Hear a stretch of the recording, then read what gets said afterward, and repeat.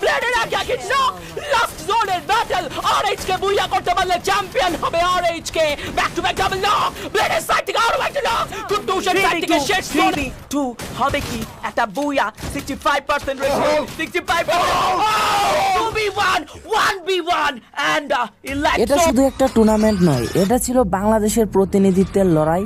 FFBC ফাইনালের এই 12টি টিমের লক্ষ্য ছিল একটাই, জয়লাভ করার মাধ্যমে নিজেরা চ্যাম্পিয়ন হয়ে নিজেদের টিমের নামই বাংলাদেশ করে নেওয়া। কেননা ফাইনাল জয়ী টিম অংশ নেবে ফ্রি ফায়ার ওয়ার্ল্ড কাপে বাংলাদেশের প্রতিনিধি হয়ে। তাই প্রতিটি টিমের লক্ষ্য ছিল যত দ্রুত সম্ভব 80 পয়েন্ট করে নিজেদের চ্যাম্পিয়ন রাশ অ্যাক্টিভেট করা যায়। এই মিশনে পুরোপুরি সফল ছিল জো ব্রেকার্স এবং টিম আরএইচকে। তারা ছিল একেবারে স্বপ্নের দ্বার প্রান্তে, কিন্তু ঠিক সেই সময়ে বিডি চ্যাম্পস এবং টিম ইলেকট্রো তাদের সেই স্বপ্ন ভেঙে দেয় এক রোমাঞ্চকর টার্নিং পয়েন্ট নিয়ে আসে পুরো টুর্নামেন্টে। তবে শেষ পর্যন্ত কি হয়েছিল আর ফাইনাল জুড়ে ঘটে যাওয়া সব নাটকীয় মুহূর্ত, চমক সব কিছু জানতে হলে ভিডিওটি অবশ্যই শেষ পর্যন্ত দেখতে থাকো। তো চলো বেশি দেরি না করে আজকের ভিডিওটি শুরু করা যাক।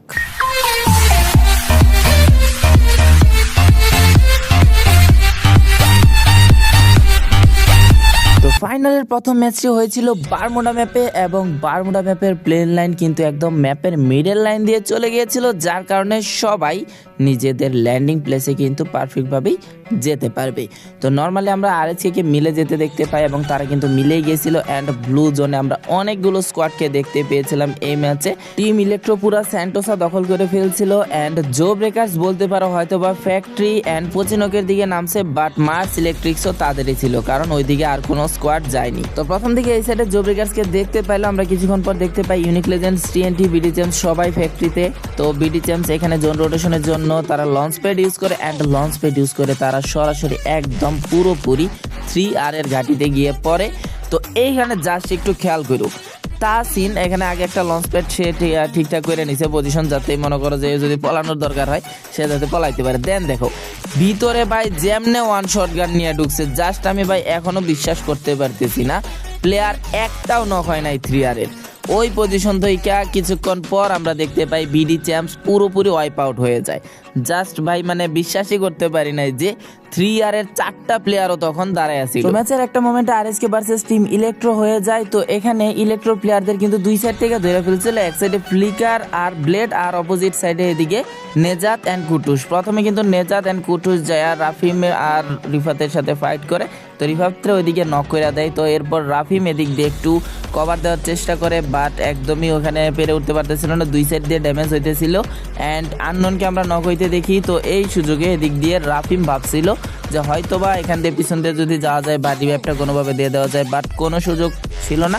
আর আজকে একদমই সুযোগ দেয়নি, রাফিমরেও শেষ করে দেয় অ্যান্ড স্নাইপার প্লেয়ার বিরুষকেও শেষ করে পুরোপুরি ইলেকট্রোকে ওয়াইপ আউট করে দেওয়া হয়। তো লাস্ট মোমেন্টে আমরা দেখতে পাই জো ব্রেকার্স কিন্তু পুরোপুরি ফাইসা গেছিল, একদিক দিয়ে আরএইচকে মারতেছে আরেক দিক দিয়ে 3R মারতেছে। অ্যান্ড কিছুক্ষণ পরে আমরা দেখতে পাই দুই টিমের মাঝখানে পইরা জো ব্রেকার্স কিন্তু পুরোপুরি ওয়াইপ আউট খাওয়া যায়।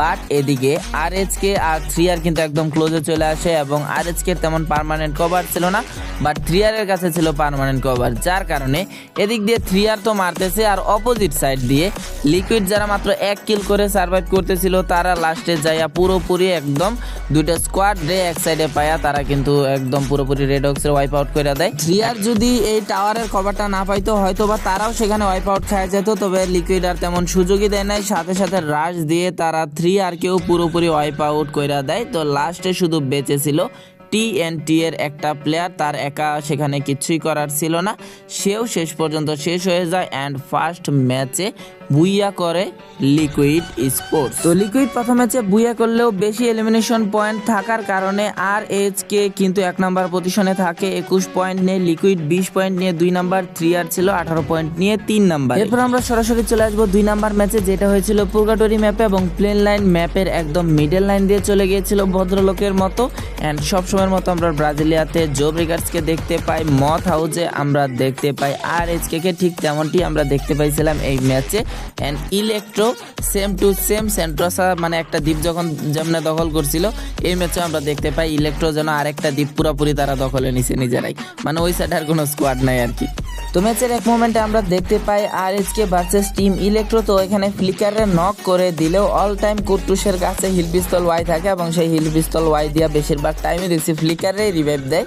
তো এইখানে ইলেকট্রো প্লেয়াররা কিন্তু আর পেরে ওঠে নাই, শেষ পর্যন্ত তারা পুরোপুরি ওয়াইপ আউট খাওয়া যায় আরএইচকের কাছে। অ্যান্ড এই ম্যাচে কিন্তু অলরেডি আরএইচকের 8টা এলিমিনেশন পয়েন্ট পেয়ে গেছিল। তো এরই কিছুক্ষণ পর আমরা দেখতে পাই যে টিএনটি প্লেয়ারদের সাথে ফাইট হয়ে যায় আরএইচকের। অ্যান্ড টিএনটি প্লেয়ারদের কিন্তু অনেক পরিমাণে ড্যামেজ দিতে থাকে এদিকে ফ্লিকার অ্যান্ড পুরো স্কোয়াড মিলে। অ্যান্ড শেষ পর্যন্ত তারা ডিসিশন নেয় এখান থেকে তারা লঞ্চ প্যাড দিয়ে চলে যাবে, কিন্তু একদম হেলথ ছিল না কারোরই।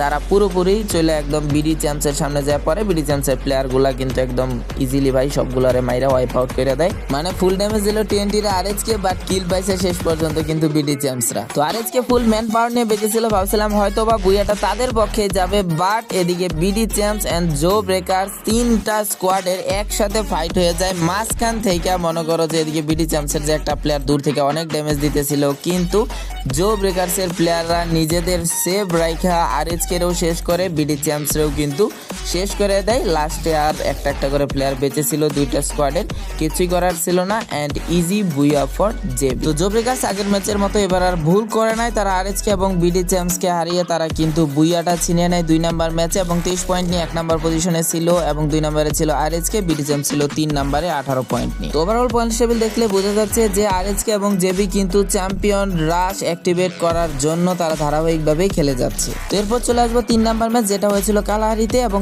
এই ম্যাচেও আমরা দেখতে পাই ম্যাপের পুরোপুরি মিডল লাইন দিয়ে কিন্তু প্লেন লাইন চলে গিয়েছিল। তো ম্যাচের এক পর্যায়ে আমরা এক সাইডে দেখতে পাই যে 1 কেজি মানুষ জমে গেছিল, মানে একটা জায়গাতেই ইলেকট্রো, টিএনটি, 3R, CR7। তো CR7 আর 3R এখান থেকে মনে করো যে চলে গেছিল, বাট এদিকে ইলেকট্রো আর টিএনটি এর প্লেয়াররা শেষ পর্যন্ত ছিল। কিন্তু টিএনটি এর প্লেয়ারদের এই ম্যাচে আমরা দেখতে পাইছি নেট নিয়ে অনেক সমস্যায় ভুগছে, তারা একদম এক জায়গাতেই দাঁড়ায় ছিল। অ্যান্ড ইলেকট্রো মজায় মজায় টিএনটির কিলগুলা নিছে আর কি। তো এই ম্যাচে আরএইচকে এবং ইলেকট্রো কিন্তু তেমন সুবিধা করতে পারেনি এবং লাস্টে আমরা দেখতে পাই আবারও জো ব্রেকার্সকে। তো এখানে T2R এর প্লেয়াররা ভালো খেললেও একের পর এক নক করলেও জো ব্রেকার্স কিন্তু বারবার তাদের ম্যানদের রিভাইভ দিয়ে দিতেছিল, যার কারণে পুরো ম্যান পাওয়ার নিয়েই তারা বেঁচেছিল।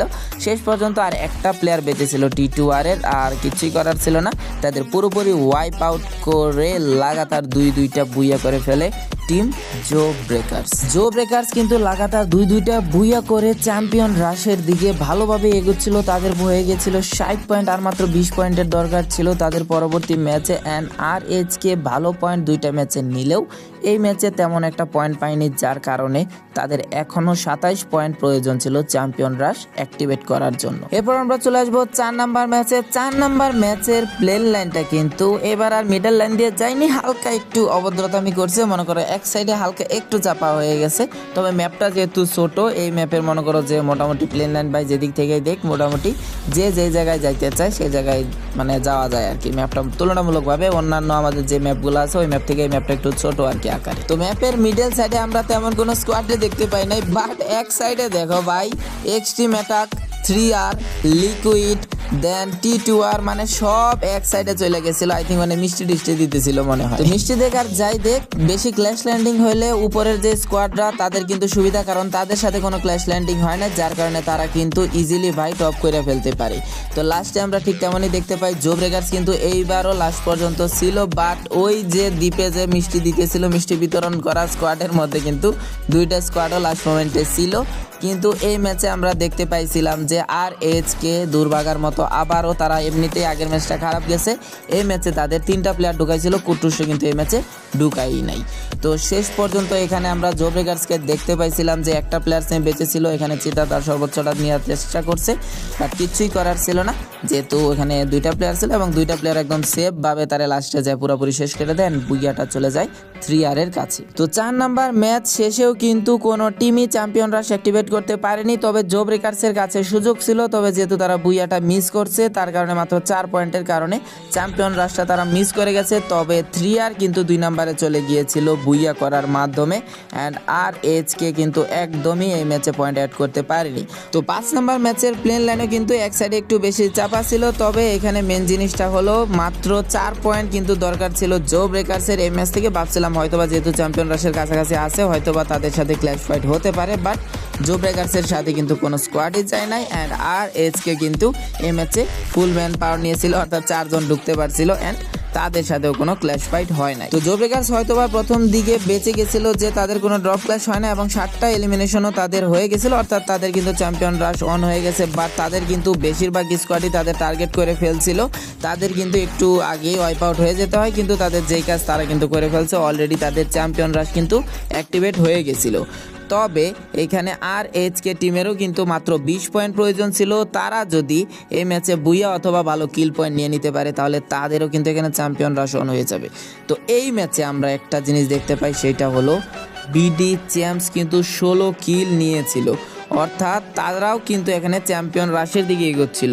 তারা যদি এই ম্যাচে 32 পয়েন্ট অ্যাড করতে পারতো তাদেরও কিন্তু চ্যাম্পিয়ন রাশ অ্যাক্টিভেট হয়ে যেত।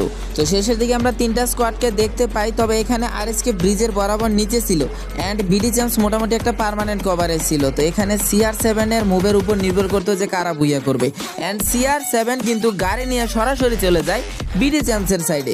তো পুরো অ্যাডভান্টেজটাই কিন্তু পেয়ে যায় টিম RHK। এদিকে বিডি চ্যাম্প এবং CR7 কিন্তু ক্লোজে ফাইট করতেছিল, এদিকে একের পর এক মেল্টার মারতেছে, স্কিল ব্লকার মারতেছে, মানে পুরাপুরি এরা নিজেরা ক্লোজে ফাইট করতেছে। বাট 2টা স্কোয়াডরাই জ্বালাইতেছিল বাইরে থেকে RHK, কারণ তারা অ্যাডভান্টেজে ছিল ভালো। তো একটা জিনিস খেয়াল করো, এখানে ম্যান অ্যাডভান্টেজ অনুযায়ী স্বাভাবিকভাবে বিডি চ্যাম্পস এখানে দেখতেই পাইতেছে যে অবস্থা তাদের খুবই খারাপ। বিডি চ্যাম্পসের প্লেয়াররা কিন্তু সবগুলো এখানে নক হয়ে পড়ে আছে অ্যান্ড CR7 এর হয়তোবা তাদের এইচপি তেমন ভালো ছিল না, বাট 3টা প্লেয়ার নিয়ে বাইতেছিল।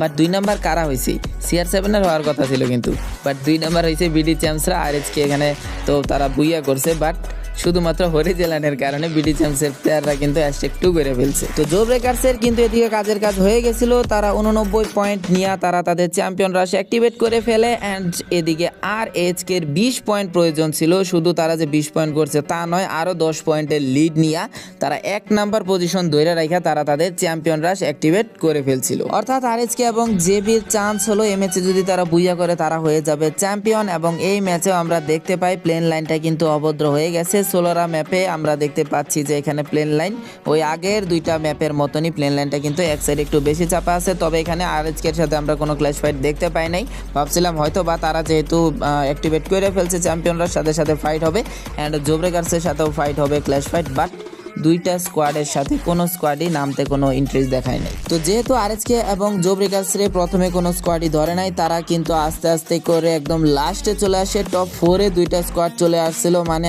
আর একটু দূরত্বে ছিল। তারা যদি বুইয়াটা কোনোভাবে করে ফেলে 2টা স্কোয়াডের যে কোনো একটা তারা কিন্তু হয়ে যাবে চ্যাম্পিয়ন। তো আমরা কিন্তু ওই বাকি যে 2টা স্কোয়াড তাদের সাথে ফাইট দেখতে পাইনি, প্রথমেই চ্যাম্পিয়ন ফাইট এখানে হয়ে যায়, মানে যারা চ্যাম্পিয়ন রাশ অ্যাক্টিভেট করতে পারছি। তো 2 স্কোয়াডের মধ্যে ফাইট হয়ে যায়। এখানে জো ব্রেকার্সের অবস্থা খুবই খারাপ হয়ে যায়, কেননা এক সাইড দিয়ে বিডি চ্যাম্পসের প্লেয়াররা এদিকে ফায়ার দিতেছে, অন্য সাইড দিয়ে RHK প্লেয়াররা ফায়ার দিতেছে। তো জো ব্রেকার্সের এখানে মানে কিছুই করার ছিল না, তারা একদমই একটু পর একটা করে ম্যান পাওয়ার লুজ করতে থাকে। অ্যান্ড এদিকে আমরা দেখতে পাচ্ছিলাম যে যেহেতু জো ব্রেকার্সের ম্যান পাওয়ার কমে যাচ্ছিল, RHK কিন্তু তারাই RHKরা আগে জো ব্রেকার্সের দিকে পুশ দিতেছিল। অ্যান্ড এদিকে বিডি চ্যাম্পসও ভাই যেন ভাই জো ব্রেকার্সরাই ধরতেছে, মানে কি একটা অবস্থা। পুরোপুরি জো ব্রেকার্স এখানে টার্গেটেড হয়ে যায়। 3টা প্লেয়ার নিয়ে জো ব্রেকার্স বেঁচে ছিল। তো এদিকে বিডি ছিল 4টা প্লেয়ার অ্যান্ড RHKরও ছিল 4টা প্লেয়ার। তো সর্বপ্রথম এখানে আমরা দেখতে পাই জো ব্রেকার্সের কিন্তু মানে একটা প্লেয়ারেরও হেলথ নাই, মানে এত মার খাওয়ার পর কেমনে যে ওরা বাইচা ছিল আমি এটা ভাবতেছি। তো এদিকে ফুল হেলথ নিয়ে কিন্তু RHKর সবগুলা প্লেয়ার বেঁচে ছিল। RHKরা কিন্তু ভালো পজিশনে ছিল, বাট তাদের উপর স্কাইলারের চার্জ আছে। বাট এইখানে ভাই ব্লেড একের পর এক প্লেয়ারের নক করতেছিল, ওর কিন্তু একদমই এইচপি ছিল না, বাট তার সাথে যেহেতু কাইসি কানেক্ট ছিল একটু করে এইচপি বাড়তেছিল। বাট এরকম হেলথ ছিল যে তার কিন্তু একটা শট লাগলেই পুরোপুরি শেষ হয়ে যাইত। ব্লেড কম হেলথ নিয়ে যা পারছে করছে, লাস্টে কুট্টু শুধু টিকা ছিল, সে কিন্তু 7 এইচপি দিয়া বিডি চ্যাম্পসের প্লেয়াররা মাইরাও দিছিল, কিন্তু বিডি চ্যাম্পসের প্লেয়ারদের কাছে ছিল হরিজেলেন, যার কারণে তারা কিন্তু পুরোপুরি RHK এর হাত থেকে ট্রফিটা আবার কেড়ে নেয়। বলছে ভাই ট্রফি টেবিলেই রাখো, আমরা এখন আবার চ্যাম্পিয়ন রাশ অ্যাক্টিভেট করে ফেলছি, এত সহজে তো আমরা শেষ হতে দেব না। তো জাস্ট আমি এই মোমেন্টে কুট্টুসের ফিলিংসটা বুঝতে চাচ্ছিলাম যে ভাই 7 এইচপি নিয়ে ও কিন্তু পুরোপুরি তার কাজের কাজ কইরা দিছিল ভাই। লাস্ট মোমেন্টেও যতটুক পারে সর্বোচ্চ চেষ্টা করছিল। ব্লেড একাই মনে করো যে কতগুলার যে নক করছে লাস্ট মোমেন্টে কম স্পিনিয়া বলার বাইরে, লাস্ট পর্যন্ত যে ভাই মানে এটা দেখার জন্য কেউই প্রস্তুত ছিল না, সবাই ভাবছিল হয়তো চ্যাম্পিয়ন হয়ে গেছে আরএচকে, বাট এদিকে কিন্তু উল্টা আরএচকে, বিডি চ্যাম্পস এবং জেবি অর্থাৎ 3টা টিমের বর্তমানে হয়ে গেছিল কিন্তু চ্যাম্পিয়ন রাশ অ্যাক্টিভেট।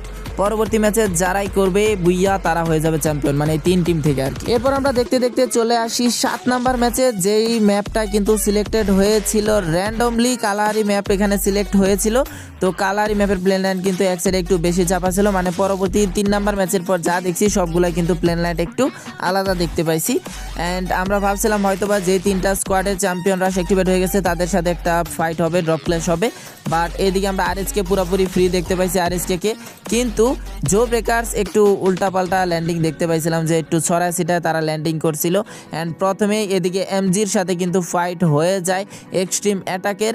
অ্যান্ড এদিকে একটা প্লেয়ারে কোনোভাবে রিভাইভ দিতে চাইছিল, বাট যে প্লেয়ারে রিভাইভ দিছে ওইটা শেষ পর্যন্ত ঠিক আছে, ওর কাছে কিছুই করার নাই, বাকি প্লেয়ার সবগুলারে উঠাইয়ে দিছে। অ্যান্ড ম্যাচের শুরুতেই জাস্ট 1 মিনিট হইতে না হইতেই আমরা একটা স্কোয়াডে পুরোপুরি ওয়াইপ আউট হয়ে যেতে দেখতে পাই। তো এই ম্যাচে আমরা আরএচকে কে তেমন সুবিধা করতে দেখতে পাই নাই, তারা কিন্তু ওয়াইপ আউট হয়ে গেছিল। অ্যান্ড একমাত্র স্কোয়াড হিসেবে চ্যাম্পিয়নরা সেখানে অ্যাক্টিভেট ছিল টপ 5-এর মধ্যে শুধুমাত্র জো ব্রেকার্সের, অর্থাৎ 5টা টিমের মধ্যে শুধু তারাই এখানে চ্যাম্পিয়ন হতে পারবে। তো জো ব্রেকার যেহেতু একটা চান্স পাইছে বিডি চ্যাম্পসের মাধ্যমে, তো তারা কিন্তু আর হাল ছাড়বে না, এই ম্যাচেই তারা শেষ করতে চাচ্ছিল, কারণ বিডি চ্যাম্পসও নাই এই ম্যাচে অ্যান্ড আরএচকেও কিন্তু এই ম্যাচে নাই। অ্যান্ড রাফিম দেখো ভাই 1 শটগান দিয়ে মারতেছে একটারে, বাট ড্যামেজ কি পরিমাণে খাইতেছে, কেননা সবগুলো একসাথে আছে। আর তোমরা তো জানোই 1 শটগান দিয়ে যখন কোনো স্কোয়াডের প্লেয়ার যারা কাছাকাছি আছে তাদের উপর চার্জ করা হয় কি লেভেলের ড্যামেজ দেয়, বাট ওখানে তেমন কোনো ক্ষয়ক্ষতি করতে পারে নাই। তো এদিকে আমরা লাস্ট মোমেন্টে দেখতে পাই এক্সট্রিম অ্যাটাকের 4টা প্লেয়ার, জো ব্রেকার্সের 4টা প্লেয়ার অ্যান্ড ইলেকট্রোর 3টা প্লেয়ার। তো জো ব্রেকার্সের খেলার স্টাইল দেখলে বোঝা যাচ্ছিল যে তারা চাচ্ছিল কোনোভাবেই ম্যান লুজ না করতে, অন্যান্য স্কোয়াডরা নিজেরা ফাইট করে তারা নিজেরা ম্যান লুজ করতেছিল, জো ব্রেকার্সের কিন্তু সবগুলো ম্যান নিয়েই তারা বেঁচেছিল, তারা যত সম্ভব চেষ্টা করতেছিল নিজেরা যাতে কোনো ড্যামেজ না খায়। অ্যান্ড এদিকে একের পর এক প্লেয়ার হারাতে থাকে এক্সট্রিম অ্যাটাক, শুধুমাত্র এদিকে রাফিম অ্যান্ড বিরুষ টিকে ছিল। অ্যান্ড বিরুষটাও কিন্তু কিছুক্ষণ পর এদিকে উপর দিক দিয়ে যায় কইরা দেয় নক। তো রাফিম কিন্তু আবার চিতারে নক করে দিছে, একে তো চিতা জোনে ড্যামেজ খাইছে আর রাফিম একটা শট লাগাইছে শেষ। অ্যান্ড বিরুষে কোনো না কোনোভাবে রিভাইভ দিয়ে দিছে, কিন্তু জো ব্রেকার্স একটা প্লেয়ারে ওই সাইডে রাইখা একদম রিস্ক ফ্রি ভাবে এখানে বিরুষে নক করে দেয়, বাট রাফিম একের পর এক প্লেয়াররা কিন্তু এখানে নক করতে থাকে, লাস্টে 1v1 ফাইটে চলে যায়, যে জায়গায় সবাই ভাবছিল ভাই এই পজিশন থেকে কেমনে ভাই জো ব্রেকার্সের এই অবস্থা হয়। লাস্টে কিন্তু জো ব্রেকার যতটুকু পারছে তারা সেফ খেলছে, কিন্তু ভাই ওই পজিশন থেকেও যে হারা যায় এটা মানে বলার বাইরে, এত পরিমাণ ভাগ্য খারাপ ছিল জো ব্রেকার্সের। তো যা একটা মোমেন্ট তৈরি হইতেছিল না ভাই, মনে হইতেছিল যে ভাই দম যায় অবস্থা, এমন একটা অবস্থা। সবাই ভাবছে যে আগের ম্যাচে যেমন আরএচকে পুরোপুরি চ্যাম্পিয়ন বইলা দিছে সবাই, এই ম্যাচেও ভাই এই ম্যাচে আরও বেশি সম্ভাবনা হয়ে গেছিল। আগের ম্যাচটাও যেমন কাকতালীয়ভাবে ম্যাচটা ঘুরে গেছে, এই ম্যাচেও সেম টু সেম কাকতালীয়ভাবে দেখা যাইতেছে যে জবি পুরোপুরি জিতা গেছে, 3টা ম্যান পাওয়ার আছে, 3v1 সিচুয়েশন। ওইখান থেকে রাফিম ভাই কেমনে কি করলো ভাই আল্লাহ মাহবুব জানে। আগের ম্যাচে বিডি চ্যাম্পস যেমন পুরোপুরি ম্যাচটারে আবার বাঁচায় রাইখা তারা এখানে অ্যাক্টিভেট করে ফেলে চ্যাম্পিয়নরা, সেম টু সেম আমরা এখানে ইলেকট্রোরেও দেখতে পাই, তারা পুরোপুরি আবার সব টিমরে বাঁচায়া ম্যাচটারে কন্টিনিউ রাখে এবং নিজেরাও কিন্তু চ্যাম্পিয়নের দৌড়ে এগিয়ে যায়, অর্থাৎ চ্যাম্পিয়নরা তাদেরও অ্যাক্টিভেট হয়ে যায়। তো পয়েন্টস টেবিলের এরকম অবস্থান ছিল, যদি এই ম্যাচেও আমরা চ্যাম্পিয়ন না পাই তাহলে নিচের আরও 3টা টিম কিন্তু চ্যাম্পিয়নরা অ্যাক্টিভেট করে ফেলবে। সিচুয়েশনটা এমন হচ্ছিল যে সি এর যে আমরা চ্যাম্পিয়নশিপটা দেখতে পাচ্ছিলাম সেখানেও কিন্তু অনেক অলিম্পাসরা দেখতে পাইছিলাম যে নিচ থেকে উঠা এসে তারা পরবর্তী ম্যাচ বুইয়া করে কিন্তু চ্যাম্পিয়ন হয়ে গেছিল, তাদের থেকেও কিন্তু ভালো ভালো টিম ওই দিন চ্যাম্পিয়ন হতে পারে না শুধুমাত্র এই চ্যাম্পিয়ন রাশ ফরম্যাটের কারণে। তো আমরাও ভাবতেছিলাম হয়তো বা এরকম কিছু হতে চলেছে, বাট আরএচকে কে যেন আমরা তাদের আগের রূপে দেখতে পাচ্ছিলাম এই ম্যাচে। নর্মালি আমরা টুর্নামেন্টের আগের মোমেন্ট থেকে আরএচকে ডাউনফল দেখতে পাইছি, দেন ওরা আবার একটু সেফ খেলা কেমনে মনে করো যে চ্যাম্পিয়ন রাশের প্র্যাকটিস করতেছে, আমরা ওই স্ট্র্যাটেজি দেখতে পাইছি। বাট নর্মালি আমরা আরএচকে কে যেমন ডোমিনেট করে খেলতে দেখতে পাই, আমরা লাস্ট মোমেন্টে সেম টু সেম তাই দেখতে পাইছি। নর্মালি আরএচকে যেমন ডোমিনেট করে খেলে, এই ম্যাচের লাস্ট মোমেন্টে সেম টু সেম তারা তাই খেলতে থাকে, একদম যে স্কোয়াড আসতেছিল তাকে তারাই শেষ করে দিতেছিল। অ্যান্ড তখনও কিন্তু Electro then JB and BD চ্যাম্পসরা অ্যালাইভ ছিল, বাট তাদের অবস্থাও কিন্তু ভাই এদিকে আরএসকে প্লেয়াররা একদম পুরোপুরি কাইল করে দিতেছিল। তো আরএসকে যে জায়গায় হোল্ড করছিল তার সাথেই কিন্তু টিম ইলেকট্রো ছিল। তো যখন জোনে ঢুকতে যায় তাদের সাথে কিন্তু দেখা হয়ে যায় অ্যান্ড ইলেকট্রোর প্লেয়ারদের ভাই কয়েক সেকেন্ডের মধ্যে পুরোপুরি কিন্তু ওয়াইপ আউট করে দেয়, অর্থাৎ ইলেকট্রোর চান্স কিন্তু ইতিমধ্যে শেষ হয়ে গেছিল। দেন আমরা কিছুক্ষণ পরই আরও একটা যেটা ম্যাচ টার্নিং মোমেন্ট ছিল, মানে ম্যাচটা পরিবর্তন করে দিছিল, অর্থাৎ ওই স্কোয়াডে আমরা এখানে এলিমিনেট হয়ে যাইতে দেখতে পারি, অর্থাৎ বিডি চ্যাম্পসও কিন্তু শেষ, অর্থাৎ 4টা স্কোয়াড বেঁচে আছে। জো ব্রেকার্সের অবস্থাও খুবই খারাপ, মানে জো ব্রেকার্স যদি শেষ হয়ে যায় তাহলে শুধুমাত্র এখানে আরএইচকে বাদে আর কোনো স্কোয়াডেরই জেতার চান্স থাকবে না। অ্যান্ড যেই অবস্থা হয়ে গেছিল জো ব্রেকার্সের, এখান থেকে কোনো কিছুই করতে পারতো না, শুধুমাত্র চিতা এখানে বেঁচে ছিল। অ্যান্ড শেষ পর্যন্ত জো ব্রেকার্সের স্বপ্ন এখানেই শেষ হয়ে যায়। অ্যান্ড আরএইচকে আর মাত্র কিছু দূরত্বে ছিল যে তারা ট্রফিটা তাদের হাতে পৌঁছাবে।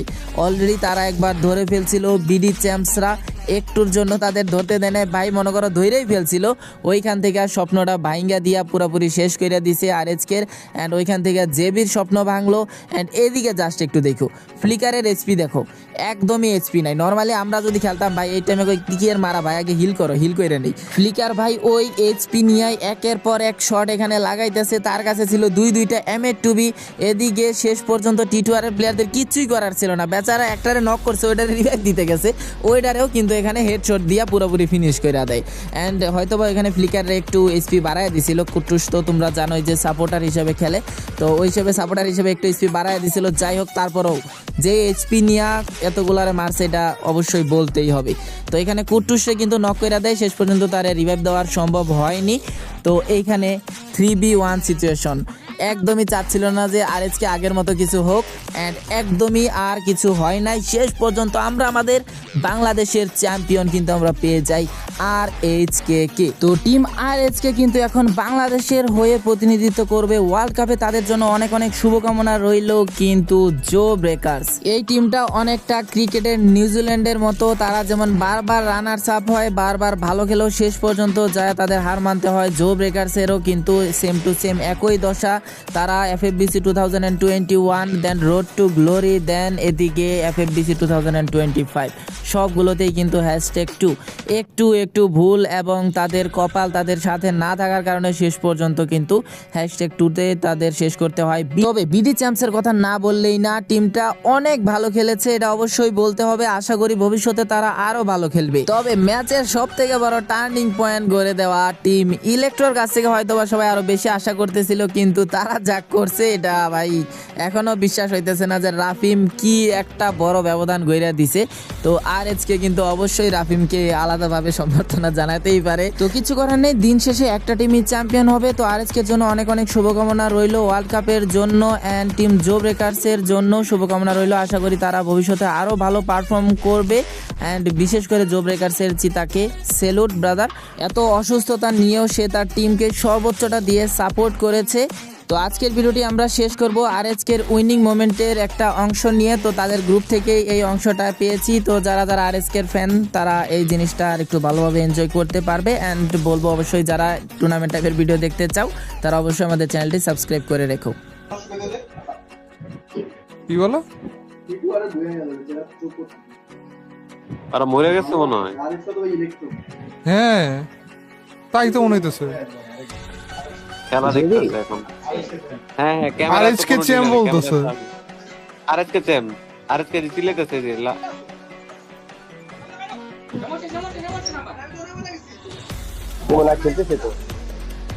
না আমি ইয়া করতেছি, দাঁড়াও।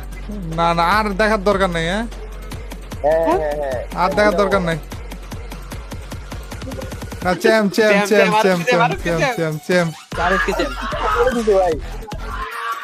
গাইস, আমরা চ্যাম্প পেয়ে গেছি।